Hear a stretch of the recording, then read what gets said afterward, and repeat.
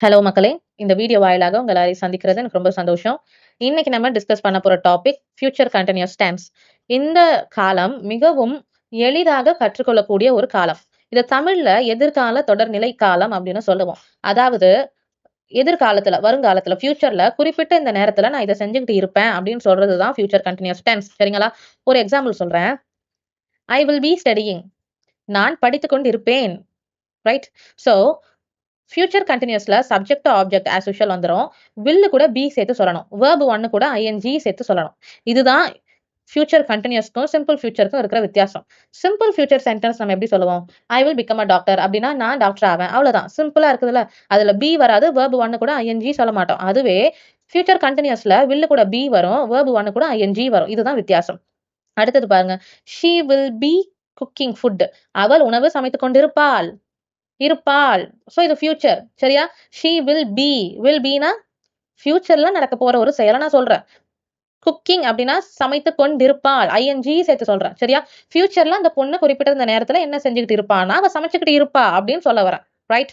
இது ரெண்டுமே positive sentence. சரியா? இப்போ நெகட்டிவ் சென்டென்ஸ் எப்படி வரும்? நெகட்டிவ்னாலே நோ, நாட், நெவர் இந்த மாதிரி வார்த்தைகள் வந்துச்சுன்னா அது நெகட்டிவ் சென்டென்ஸ். ஓகே? இப்போ சப்ஜெக்ட் ஆப்ஜெக்ட் ஆஸ் யூஷுவல் இருக்கும். வெர்ப் 1 கூட ஐஎன்ஜி சேர்த்து சொல்லணும். நெகட்டிவ் அப்படின்றதுக்கு என்ன ஆதாரம்னா, இங்க நாட் அப்படின்ற ஒரு வார்த்தை வந்திருக்கு பாருங்க. வில்லு பீக்கு நடுவுல நாட் இருக்கு. ஐ வில் நாட் பி ஸ்லீப்பிங். நான் தூங்கிக் கொண்டு இருக்க மாட்டேன்.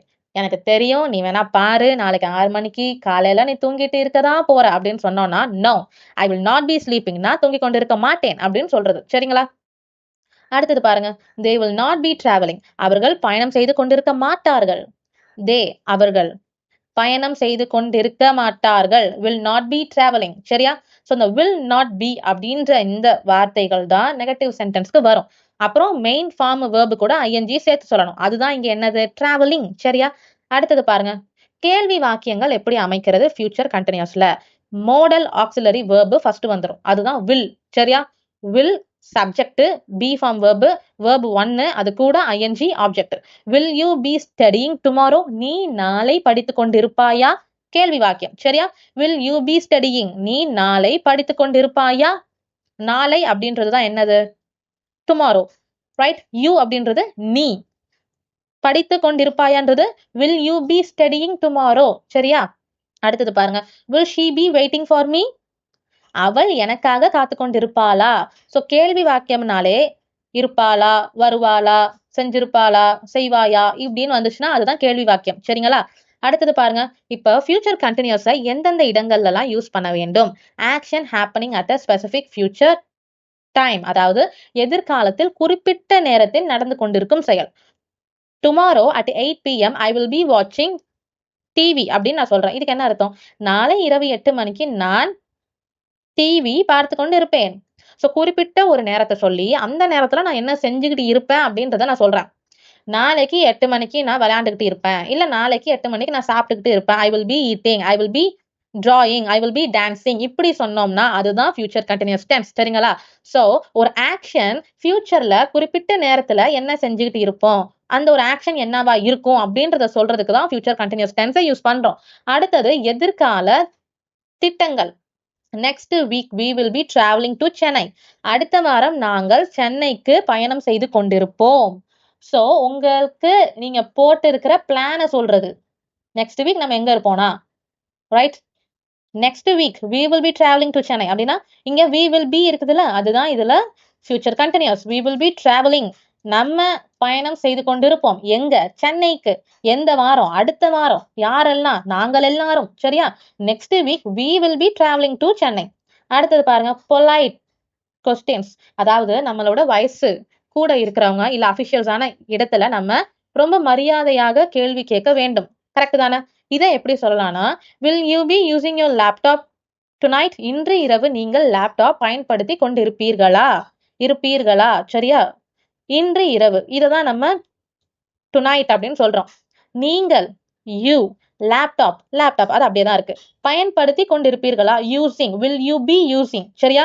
சோ ஃபர்ஸ்ட் இங்கிலீஷ்ல சொல்லியிருக்க அந்த வார்த்தைகள் எல்லாம் தமிழ்ல லாஸ்டா இருக்கும். கரெக்டா? அதுவே லாஸ்டா இங்கிலீஷ் சென்டென்ஸ்ல இருக்கிற வார்த்தைகள்லாம் தமிழ்ல ஃபர்ஸ்டா இருக்கும். ஈஸி தானே? Will you be using your laptop tonight? இன்று இரவு நீங்கள் லேப்டாப் பயன்படுத்தி கொண்டிருப்பீர்களா? அவ்வளவுதான். இதுல நம்ம கஷ்டப்படுறதுக்கோ மலப்பா யோசிக்கிறதுக்கோ ஒண்ணுமே கிடையாது. வில் யூ பி இல்லனா வில் பி verb கூட ing சேர்த்து யூஸ் பண்ணிட்டோம்னா அதுதான் ஃபியூச்சர் கண்டினியூஸ், ரைட்? இப்போ தமிழ்ல இருந்து இங்கிலீஷ்க்கு எப்படி ஃபியூச்சர் கண்டினியூஸா சொல்லலாம்? நான் நாளை காலை படித்துக் கொண்டிருப்பேன். ஐ will be studying tomorrow morning. So நாளைக்கு காலையில நான் என்ன பண்ணிட்டு இருப்பேன்னா படிச்சுக்கிட்டு இருப்பேன் அப்படின்னு நான் சொல்றேன். அதுக்கு தான் ஐ வில் பி ஸ்டடியிங்னு சொல்ல வரோம், சரியா? ஸோ இங்க வில் பி verb கூட ing இருக்குது. அடுத்தது பாருங்க, she will be singing in the evening. அவ மாலை நேரத்தில் பாடல் பாடிக்கொண்டிருப்பாள். அவ என்ன செய்ய போறாளோ அதை நான் சொல்றேன், சரியா? அதுக்காக தான் will be verb கூட ing சேர்த்து சொல்றேன். அடுத்தது பாருங்க, they will be working at this time tomorrow. அவர்கள் நாளை இந்த நேரத்தில் வேலை செய்து கொண்டிருப்பார்கள். நாளைக்கு இந்த நேரத்துல என்ன செஞ்சுக்கிட்டு இருப்பாங்கன்றத நான் பாயிண்ட் அவுட் பண்ணி சொல்றேன், குறிப்பிட்டு சொல்றேன். அதுக்கு தான் will be ing சேர்த்து சொல்றேன், சரியா? அடுத்தது பாருங்க, we will be having dinner. நாம் இரவு உணவு சாப்பிட்டு கொண்டிருப்போம். நாளைக்கு இந்நேரத்திலயோ இல்ல இன்னைக்கு ராத்திரி நம்ம உணவு சாப்பிட்டுட்டு இருப்போம், இரவு உணவு. அதை நான் சொல்றேன். அதுக்கு தான் we will be having. we will be having, சரியா? நீ நான் அப்படின்னு வந்துச்சுன்னா you I, நாம் அப்படின்னா we, தேனா அவர்கள். இது எல்லாம் உங்களுக்கு தெரியணும், சரியா? அடுத்தது பாருங்க, நீ நாளை என்ன செய்து கொண்டிருப்பாய்? what will you be doing tomorrow? what will you be doing tomorrow? நீ நாளை என்ன செய்து கொண்டிருப்பாய்? சோ நீ நாளை என்ன, அதுக்கு தான் வாட் இருக்குது, சரியா? வாட் வில் யூ, யூன்றது யாரு? நீ. What will you be doing, டூயிங்ன்றது என்னது? செய்து, அந்த வார்த்தைக்கு தான் டூயிங்னு இருக்கு, சரியா? What will you be doing tomorrow, நாளை. அதை தான் நம்ம இங்கிலீஷ்ல டுமாரோ அப்படின்னு சொல்றோம், சரியா?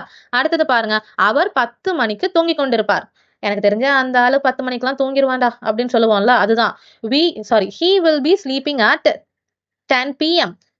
அவர் 10 மணிக்கு தூங்கிக் கொண்டிருப்பார். சோ will be sleeping வருது, சரிங்களா?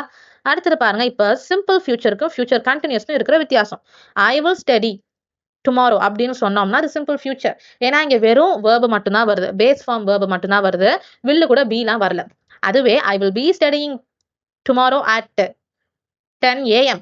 நான் குறிப்பிட்டு ஒரு நேரத்தை சொல்லி நாளைக்கு நேரத்துல நான் படிச்சுக்கிட்டு இருப்பேன் அப்படின்னு சொல்றேன். சோ அது ஃபியூச்சர் கண்டினியூஸ், சரிங்களா? இப்போ இந்த சென்டென்ஸ் எல்லாம் ஃபியூச்சர் கண்டினியூஸான்றத நான் ஈஸியா ஃபைண்ட் அவுட் பண்ண என்ன பண்ணணும்னா, சிக்னல் வேர்ட்ஸ் இருக்கு. அது என்னன்னா tomorrow, next week, at 5 PM, tomorrow, at this time, next month, அடுத்த மாசம் இந்நேரம்லாம் அப்படின்னு சொல்லுவோம்ல, அதுதான், சரியா? அடுத்தது திஸ் டைம் டுமாரோ அப்படின்னா நாளைக்கு இந்நேரத்துல, சரிங்களா? அடுத்த மாசம் இந்நேரத்துல அப்படின்னு சொன்னா at this time next month அப்படின்னு சொல்லணும். அதுவே நாளைக்கு இந்நேரத்துல அப்படின்னா திஸ் டைம் டுமாரோ அப்படின்னு சொன்னா அதுக்கு இந்த அர்த்தம் வருது, சரியா? சோ இந்த மாதிரி வார்த்தைகள்லாம் வந்துச்சு, நாளை, நாளை மறுநாள், நாளைக்கு இந்நேரத்துல, அடுத்த மாசம் இந்நேரத்துல அப்படின்னு வந்தாலே அது ஃபியூச்சர் கண்டினியூஸ், சரிங்களா? ஒரே ஒரு எக்ஸாம்பிள் சொல்றேன். he will be leading Tamil Nadu as the chief minister. இதுக்கு என்ன அர்த்தம்? அவர் முதலமைச்சராக தமிழ்நாட்டை வழி நடத்தி கொண்டிருப்பார். சோ ஃபியூச்சர்ல இந்த விஷயம் தான் நடக்கும் அப்படின்னு நான் ஆணித்தனமா சொல்றேன், அடிச்சு சொல்றேன். அப்படின்னா will be ing சேர்த்து சொல்லணும், சரியா? புரிஞ்சிருச்சா?